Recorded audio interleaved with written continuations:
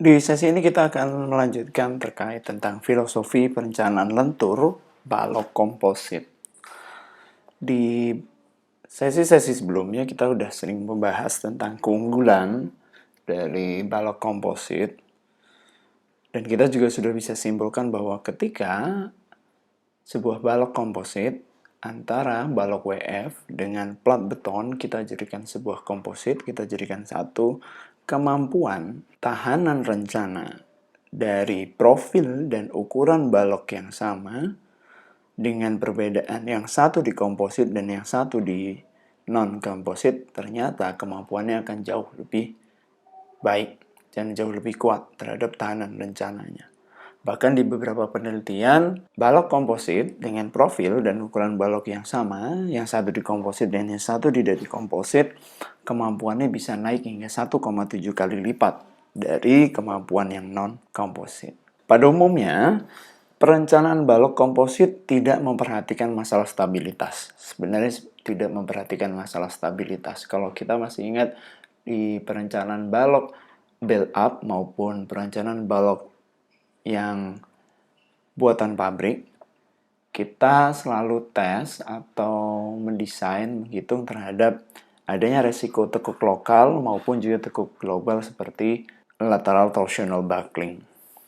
Kenapa begitu? Karena balok-balok komposit ini pada umumnya pengaplikasiannya mereka sudah diikatkan kepada sebuah lantai atau plat beton itu sehingga resiko dia mengalami tekuk atau mengalami lateral torsional buckling itu sudah hilang. Namun tetap kita harus memperhatikan terhadap resiko-resiko atau kondisi terburuk dalam perencanaan. Sehingga di SNI 179 2020, kekuatan lentur positif, dalam mendesain kekuatan lentur positif, kita harus memperhatikan nilai rasio H per TW versus dengan 3,76 akar E dibagi dengan F yield. Ketika rasio H per TW lebih kecil sama dengan 3,76 akar E F yield, maka MN harus ditentukan dan distribusi tegangan plastis pada penampang komposit.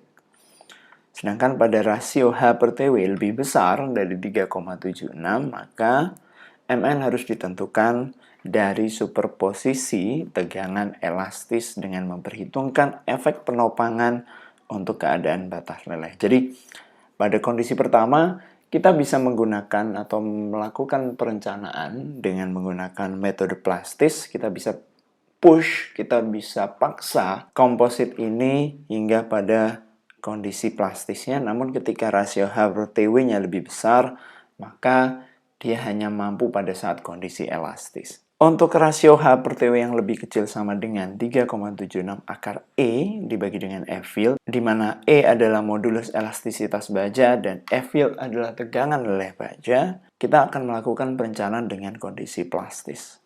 Nah, pada kondisi plastis ini secara gampangnya bahwa dianggap penampang ini kompak, baik lokal maupun globalnya tidak mengalami sebuah resiko tekuk.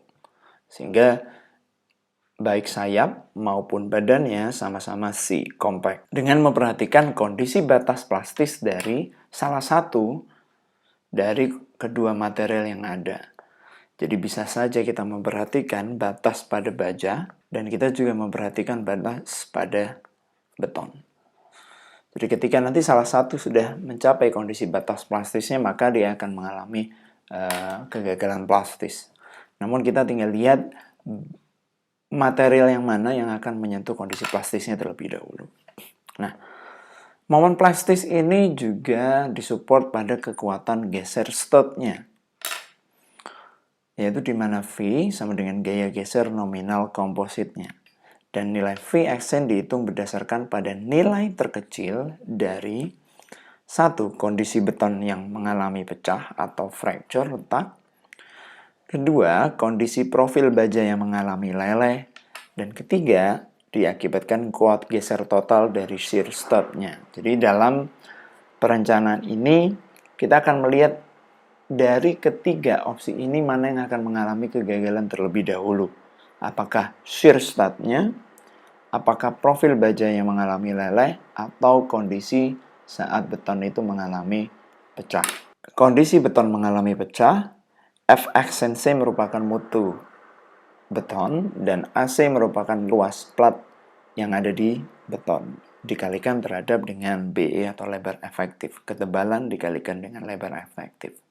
Sedangkan pada profil baja, AS merupakan luas penampang dari profil. Kita bisa lihat pada tabel atau kita bisa menghitung secara manual terhadap nilai atau besaran luas penampang profilnya.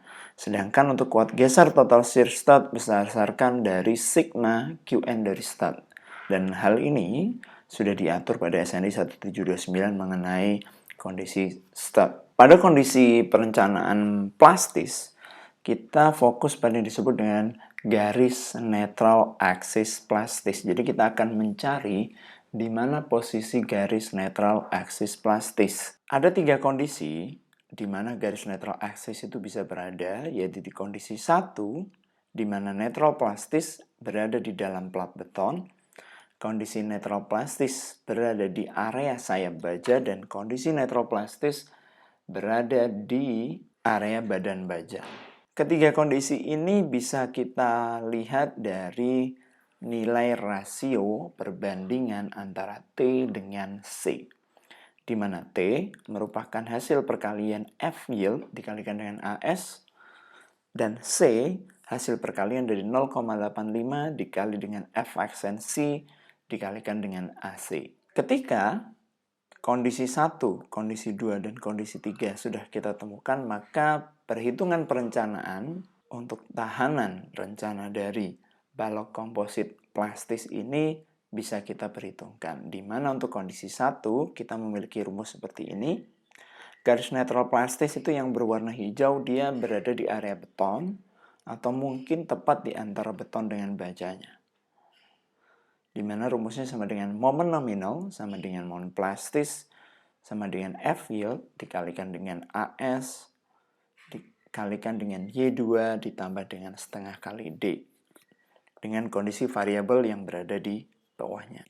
Untuk kondisi 2, di mana garis netral plastis berada di area sayap baja, maka rumusnya akan seperti ini. Sedangkan untuk kondisi 3, rumusnya akan seperti ini, di mana garis netral plastis berada di area badan. Kembali pada kondisi 1, kondisi 1 ini merupakan kondisi paling ideal dan paling sering kita temukan pada perencanaan balok komposit. Pada kondisi 2 dan kondisi 3 merupakan kondisi yang sangat jarang kita temukan karena kita berharap pada perencanaan sebuah balok komposit kita mengharapkan adanya nilai momen nominal yang cukup besar. Kemampuan tahanan rencana yang lebih besar. Sehingga kalau kita hitung pada kondisi 1, 2, dan 3, nilai MN terbesar pasti akan berada di kondisi 1. Sehingga dalam proses atau dalam tahap perencanaan balok komposit, kita mengharapkan nilai T itu jauh lebih kecil sama dengan nilai C-nya, di mana kita bisa rubah variabel tadi, kita bisa modifikasi nilai variabel tadi, sehingga pada kondisi T lebih kecil sama dengan C.